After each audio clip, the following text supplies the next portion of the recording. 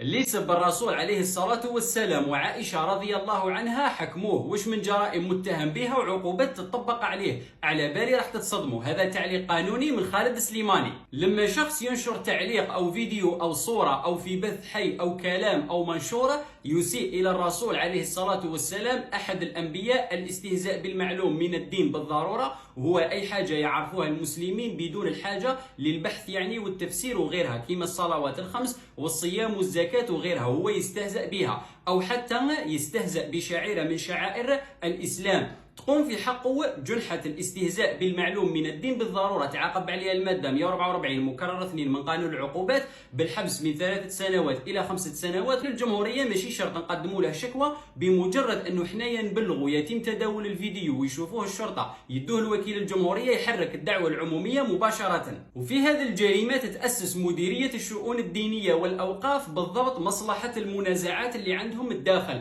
كطرف مدني ضحية في هذه القضايا، لأنه الجريمة تتعلق بأمور وقطاع يخص الشؤون الدينية. هذه 50,000 لو كان يجي واحد يخطفها لي من يدي راحت لي 50,000. هذه هي النتيجة الإجرامية تاع جريمة السرقة. لما شخص يجي مثلا يمسنا بالمعتقدات الدينية تاعنا والرسول عليه الصلاة والسلام وغيرها، وش النتيجة الإجرامية؟ رايح ينشأ لنا خطاب كراهية وتمييز وتلاسن وبغضاء في المجتمع. هذا كيرد وهذوك يردوا عليهم ويقولوا له علاش مسيتنا بالدين تاعنا. وهنايا وين توجه له جنحة ثانية داروها لهذا الشخص أيضا، جنحة إنشاء موقع إلكتروني أو حساب إلكتروني ينشر خطابات الكراهية، عقوبتها بالمادة 34 من قانون مكافحة خطاب الكراهية والتمييز الحبس من 5 سنوات إلى 10 سنوات والغرامة من 500 مليون المليار. وفي 4 جوان 2026 كنت درت فيديو حذرت من أنه جريمة الاستهزاء بالدين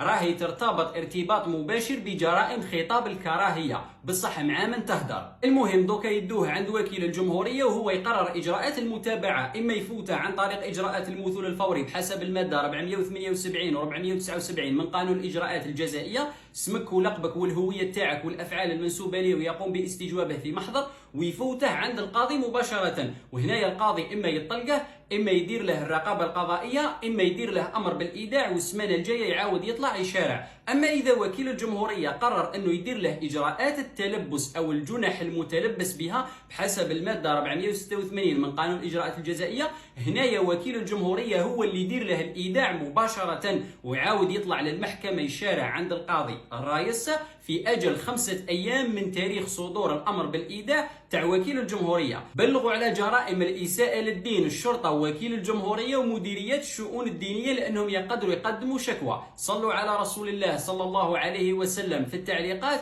وقولوا لي شحال تتوقعوا العقوبة تكونوا. بارطاجي لا فيديو الناس استفادوا. تابع خالد سليماني تعلم القانون.